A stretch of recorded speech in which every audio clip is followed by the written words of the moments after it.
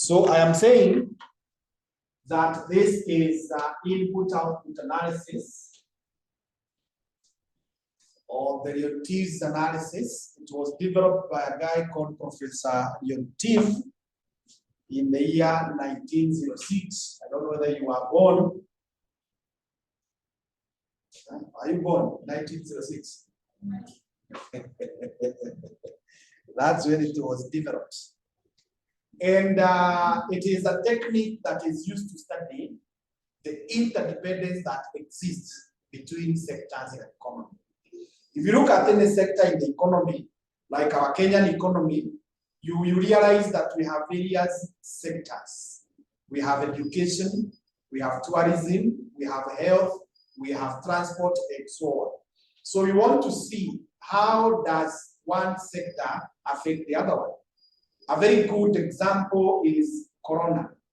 Now, Corona came to which sector? It came to which sector? Corona is an occurrence in which sector? COVID-19.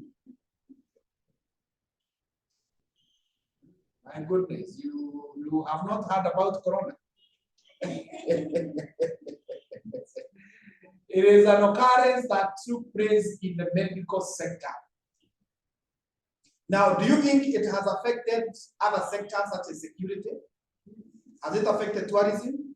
Has it affected education? Has it affected agriculture? Yes. So we want to see what is happening in one sector and how it affects the other. Right now, the country is experiencing drought. Now, drought is an event in which sector? Agriculture. Do you think that drought is affecting other sectors like medicine or medical? Is it affecting education? Is it affecting security?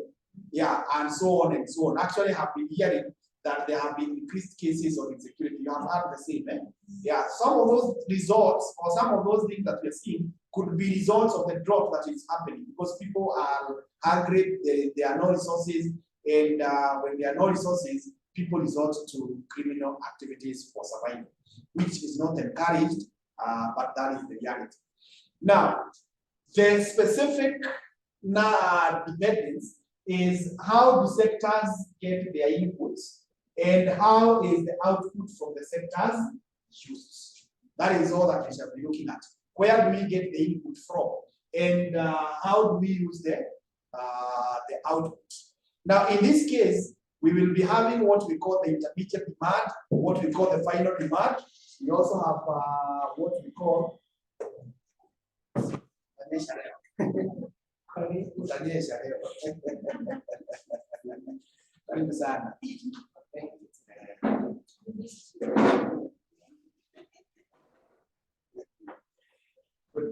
so I was saying that we have something we call the intermediate demand, we have something we call the final demand, we have what we call the total output.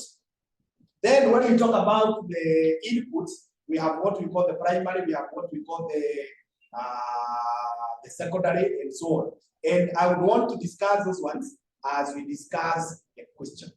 Also, the assumptions that underlie the issue of input-output analysis, we shall discuss them as we have the questions. So now, I want us to get to our questions, and there is a question that I want us to begin with, which is a question of June 2006.